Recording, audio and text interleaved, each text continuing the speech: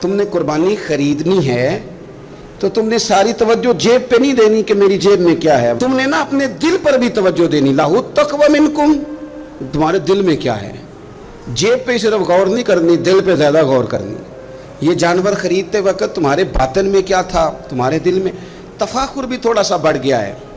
اچھا جانور خریدنا بڑی اچھی بات ہے، لیکن دوسروں کو دکھانا کہ میں نے بڑا مہنگا لیا ہے، میں نے لاکھوں کا خریدا ہے اور میں نے جناب اس پہ بڑا سرمایہ خرچ کیا ہے، اور پھر مختلف طریقوں سے اس چیز کو کھول کے لوگوں کے سامنے رکھنا کہ اوہ آپ کو پتہ ہے نا بڑے لوگ آتے ہیں مجھ سے گوشت لینے کے لیے، آپ کو پتہ ہے نا بہت سارے ملازمین ہیں، ڈھیر سارے لوگوں کی توجہ ہے، چھوٹے سے میرا کام نہیں چلتا لہٰذا میں بڑا ہی لیتا ہوں. تو یہ عاجزانہ جملے نہیں، ضرورت کے جملے نہیں، بلکہ یہ تفاخر ہے، اور یہ تفاخر اللہ کی بارگاہ میں پسندیدہ نہیں ہے. انتہائی عاجزی کے ساتھ، انتہائی خلوص کے ساتھ، شوق کے ساتھ جانور کو خریدا جائے. نبی کریم سید عالم صلی اللہ تعالیٰ علیہ وآلہ وسلم ارشاد فرماتے ہیں کہ 10 ذی الحج کو اللہ کی بارگاہ میں جو عمل سب سے زیادہ قبول ہے وہ خون بہانا ہے. وہ عمل آپ اس وقت کر رہے ہیں آج کے دن 10 ذی الحج کو، جو اللہ کی بارگاہ میں سب سے پسندیدہ ہے. کس کی بارگاہ میں؟ یہ عمل اللہ کی بارگاہ میں سب سے زیادہ. دیکھنا تو اللہ کی طرف تھا، اس میں بندے کہاں سے آ گئے؟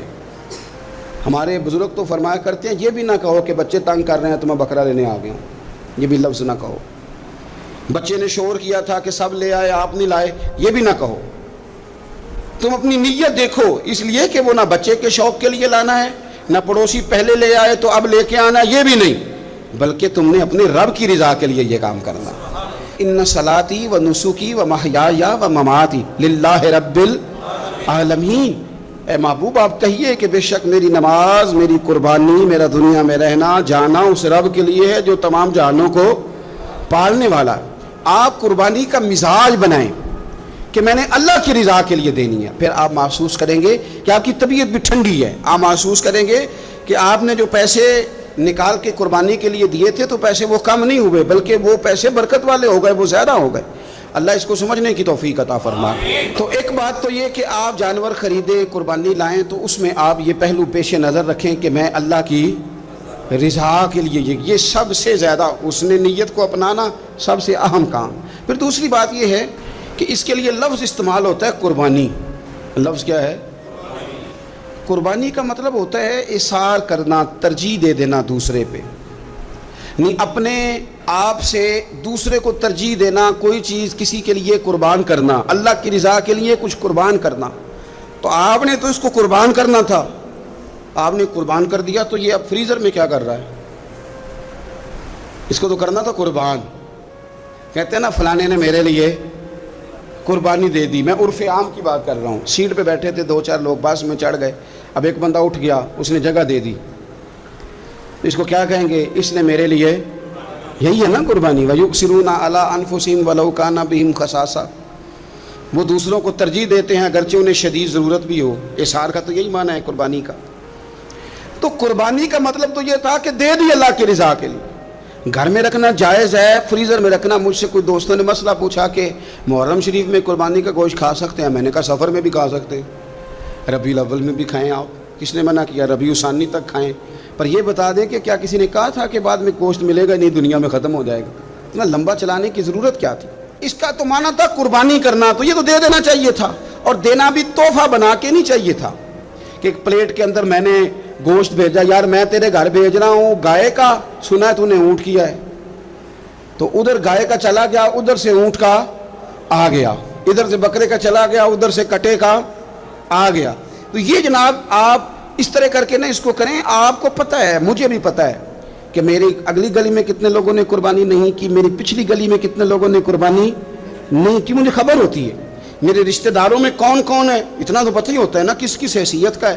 تو پھر یہ کہانی بنانے کی کیا ضرورت ہوئی کہ جی بانٹ دیا تھا، بس وہ خاص گوٹیاں بچا کے رکھی تھیں. اسے کہا تھا کہ رانے نہ کاٹنا، باقی سارا کاٹ لینا. وہ اس کے لیے جگہ بنا لی تھی. پوچھ لیں الیکٹریشین سے آپ کہ قربانی کے دنوں میں صرف بکروں والوں کے پاس ہی رش نہیں ہوتا، فریج والوں کے پاس بھی رش ہوتا ہے، فریزر والوں کے پاس بھی رش ہوتا ہے. نہ کریں ایسا. جب اثار کر دیا، دے دیا، غربا کو تلاش کریں، مل جائیں گے. اور ان کو آپ زیادہ دینے کی کوشش کریں تاکہ کچھ دنوں کے لیے وہ استعمال کر سکے، کچھ دنوں کے لیے۔ میں نے یہ دیکھا ہے کہ جو لوگ بیچارے تھوڑے سے بھی خوددار ہوتے ہیں وہ بچتے ہیں کہیں شاپ پر لے کے جانے میں، اور جو لوگ روٹین میں دے رہے ہوں کسی سال انہیں مس کرنا پڑ جائے تو وہ پریشان ہوتے ہیں۔ ایسے لوگوں تک پہنچنا اور اس انداز میں پہنچنا کہ ہم یہ تحفہ پیش کرنا چاہتے ہیں، یہ بڑی خیر کی بات ہے۔ تھوڑی توجہ کریں اور ان لوگوں کو تلاش کریں۔ اب یہ حالات جو کچھ سالوں سے بنے ہیں یہ حالات تشویشناک ہیں۔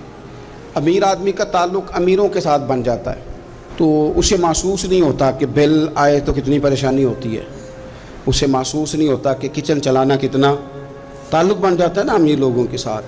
یعنی جو امیر لوگ ہیں ان کے گھروں میں یہ ڈسکس کبھی نہیں ہوتا ہوگا کہ لاہور جانے کا کرایہ بڑھ گیا، کبھی نہیں ڈسکس ہوتا ہوگا، کیونکہ وہ کبھی بھی بس پہ بیٹھ کے لاہور جاتے ہی نہیں۔ یہ ان گھروں میں ڈسکس ہوتا ہے جن گھروں میں کرایہ دینا پڑتا ہے۔ تو کمر توڑ مہنگائی ہے، چیزیں لوگوں کی پہنچ سے دور ہوتی جا رہی۔ اس موسم کے اندر اللہ نے کچھ لوگوں کو موقع دیا ہے کہ وہ پوری گائے ذبح کریں گے، وہ پورا اونٹ ذبح کریں گے، وہ کئی بکرے کاٹیں گے۔ تو بھائی آپ تو کھاتے رہتے ہیں، آپ ادھر سفر کریں۔ جن لوگوں کے پاس یہ سارا سال چیزیں اس وافر انداز میں میسر نہیں ہوتی، ان کے ہاں آپ جائیں، آپ وہاں ان چیزوں کو بانٹیں اور تھوڑے شوق کے ساتھ بانٹیں۔ جب آپ بانٹتے وقت چہرے پہ سلوٹ لے آتے ہیں نا، آپ لوگ ابھی آ گئے، ابھی تو گوشت بنایا بھی نہیں، آپ کو دیں گے، مل جائے گا۔ آپ کی جو چہرے کی سلوٹیں ہیں، لفظوں کا ترش ہونا ہے، وہ کئی دفعہ وہ مزہ خراب کر دیتا ہے۔ مزے کو خراب نہ کریں، آپ چلے جائیں۔ کوئی ضروری نہیں ہے کہ آپ لوگوں کی گردنیں جھکا کے خوش ہوں۔ یہ کوئی کام نہیں ہے کہ کوئی آپ کے سامنے جھولی پھیلائے تو آپ کہیں میں بہت بڑا آدمی ہوں، یہ کوئی کمال ہے؟ یہ آپ کس چکر میں پڑ گئے؟ یہ اللہ کی مخلوق ہے۔ ہمارے دینے سے کیا، لوگ روز روٹی کھاتے ہیں، میرا رب ہی عطا کرتا ہے تو مخلوق پیٹ بھر کے کھاتی ہے۔ تو اگر آج اللہ نے ہمیں ذریعہ بنا دیا ہے تو ہمیں پھر یہ رویہ اختیار، قربانی ہے کیا؟ صحابہ نے پوچھ لیا، ما ھذہ الاضحیہ، حضور قربانی کیا ہے بتائیے۔ تو اب قربانی کا ایک سادہ مفہوم ہے کہ مخصوص جانور مخصوص وقت میں اللہ کے قرب کی نیت سے ذبح کرنا قربانی ہے، اور اس میں بتا دیا گیا کہ گائے بھینس اور بھیڑ بکری اور اونٹ، اور اس میں ساری اقسام شامل ہیں، نر بھی، مادہ بھی، خصی بھی، غیر خصی بھی، سارا کچھ شامل ہے۔ یہ بھی ایک جملہ تھا، بتا دیا جاتا۔ پوچھا یا رسول اللہ قربانی کیا ہے؟ پتہ ہے حضور نے فلسفہ کیا بیان کیا؟ فرمایا سنتی ابیکم ابراہیم، یہ تمہارے باپ جناب ابراہیم کا طریقہ ہے، قربانی جناب ابراہیم کا، یہ حضور نے بیان کیا۔ تو صحابہ نے عرض کی حضور طریقہ ہے حضرت ابراہیم کا، تو ہمیں کیا ملے گا؟ فرمایا ہر بال کے بدلے اللہ نیکی عطا فرمائے، جانور کے بدلے نہیں، جانور کے ہر۔ تو حضرت ابراہیم نے قربانی کیسے کی؟ قرآن مجید ہے اور سورہ صافات ہے، حضرت ابراہیم کی قربانی بھی قرآن نے بیان کی۔ بات کہاں سے شروع ہوئی؟ جناب ابراہیم نے دعا مانگی، ربی حب لی من الصالحین، اے اللہ مجھے صالح بیٹا عطا فرما۔ اولاد کی طلب صرف ماں کو نہیں ہوتی، باپ کو بھی بڑی ہوتی ہے۔ یہ الگ بات ہے، بچے سپورٹر ماں کے ہوتے ہیں، باپ کو بھی بڑی طلب ہوتی ہے۔ ربی حب لی من الصالحین، اللہ مجھے صالح اولاد عطا فرما، پہلے دعا مانگی۔ رب فرماتا ہے فبشرناہ بغلام حلیم، ہم نے انہیں عقل مند بیٹے کی خوشخبری عطا فرمائی۔ انہوں نے صالح بیٹا مانگا، اللہ نے حلم والا بیٹا عطا کیا، بیٹا مل گیا۔ فلما بلغ معہ السعی، پھر جب بیٹا ان کے ساتھ کام کرنے کے قابل ہو گیا، بندہ رات کو تھکا ماندہ گھر آئے نا تو بیٹا تھوڑا سا بڑا ہو جائے تو اس کو چارپائی پہ لیٹا دیکھ کے ابا بڑا راضی ہوتا ہے۔ چلے زیادہ شاعروں نے شان اماں کی لکھی ہیں، اس میں شک کوئی نہیں، انہوں نے نہیں ابا کی طرف توجہ دی، ان کی مرضی ہے، تو زیادہ باتیں اماں کے حق میں ہوئیں، پر باپ اور بیٹے کا پیار، بیٹے اور باپ کا پیار، اگر یہ آیتیں قرآن پاک کی کبھی سمجھ میں آ جائیں تو شاید عشق کی ساری داستانیں ختم ہو جائیں۔ بیٹا بھی اپنے باپ سے بڑا ہی پیار کرتا ہے، باپ بھی اپنے بیٹے سے بڑا ہی۔ یہ دعا حضرت ابراہیم نے مانگی، یا اللہ صالح بیٹا دے۔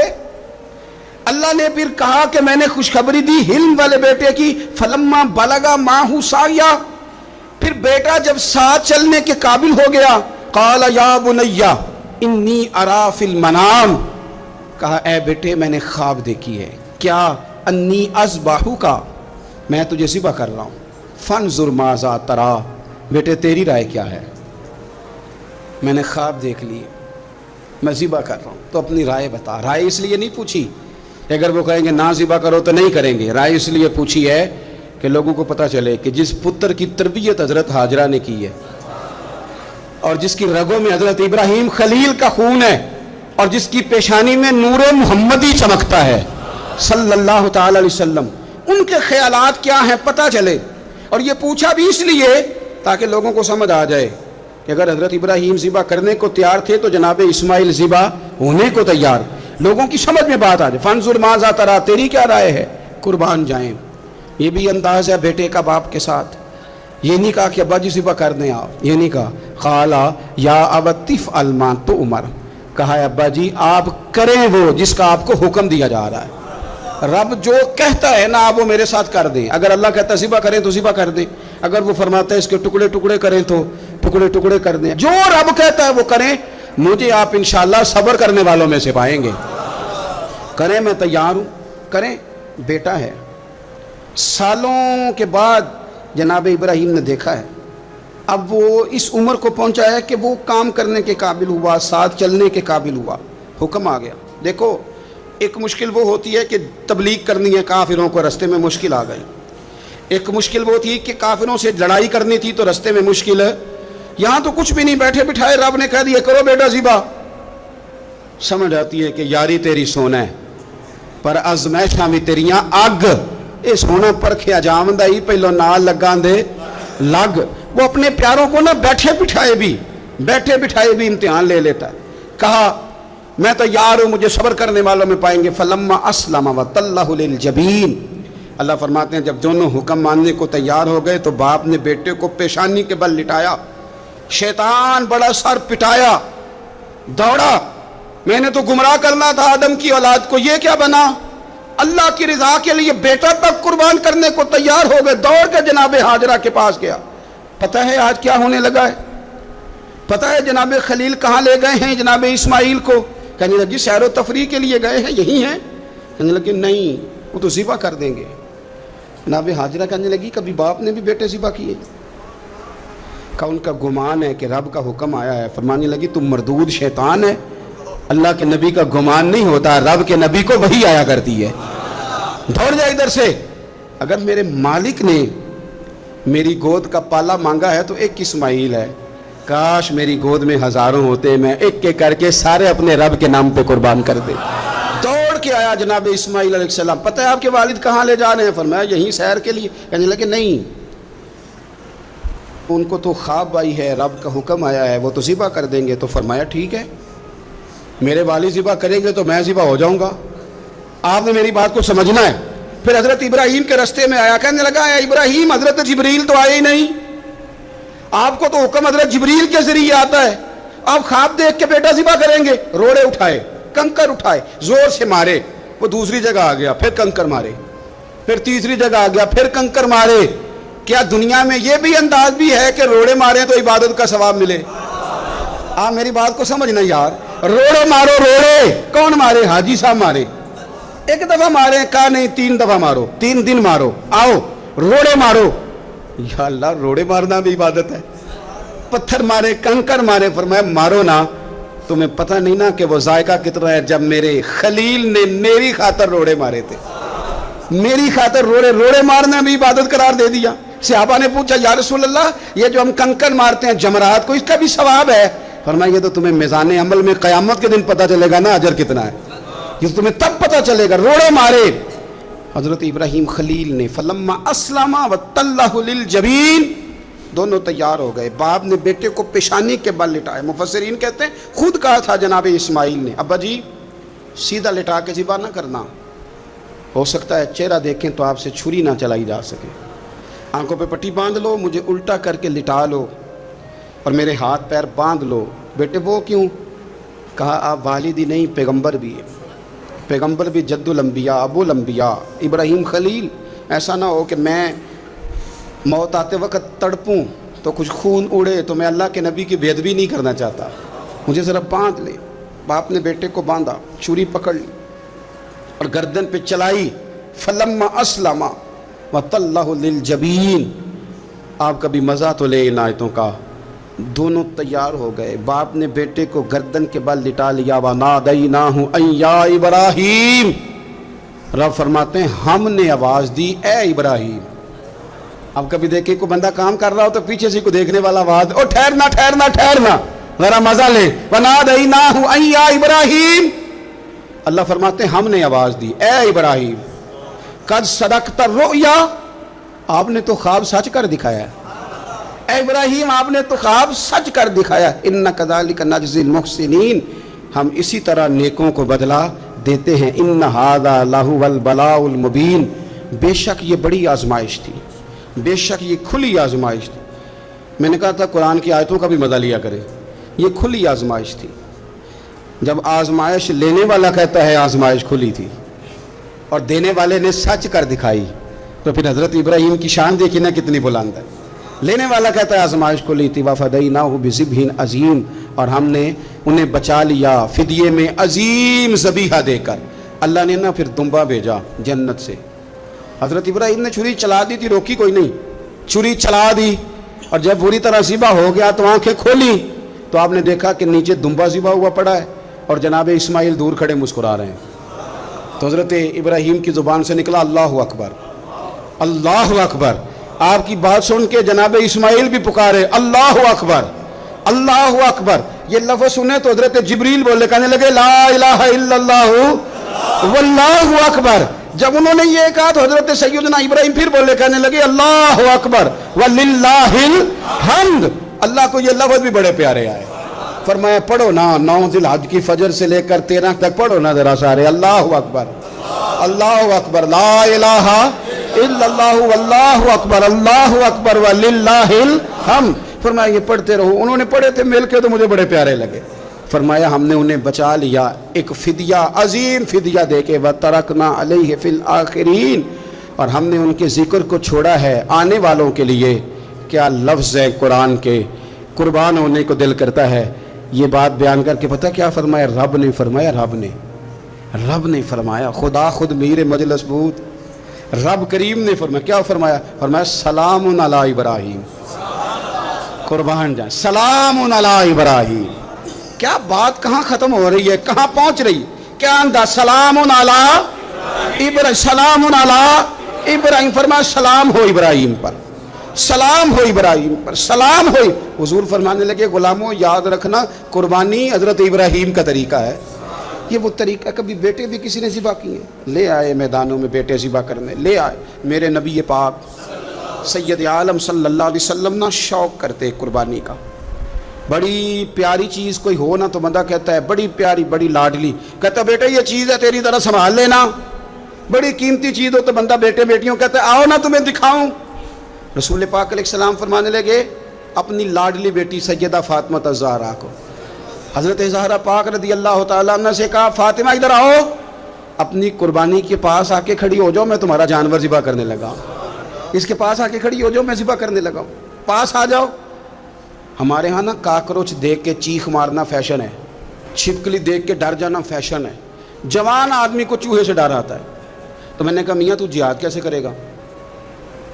اوہو بکرا ذبح ہو رہا ہے, پیچھے ہٹ جاؤ. کیوں جی؟ کہتے ہیں میں پڑھا لکھا جو ہوں, میرے وہ پیسے جو ہیں. کیا بات کرتے ہیں آپ. دنیا میں سب سے نازک اور لطیف جسم میرے رسول پاک کا ہے, اور حضور اپنے دست مبارک سے جانور ذبح کرتے تھے. سب سے زیادہ نرم دل اللہ نے حضور کو دیا ہے, لیکن حضور نے 63 اونٹ حج کے موقع پر اپنے دست مبارک سے ذبح فرمائے. یہ کیا بات ہوئی, کس طرف چل گئی قوم.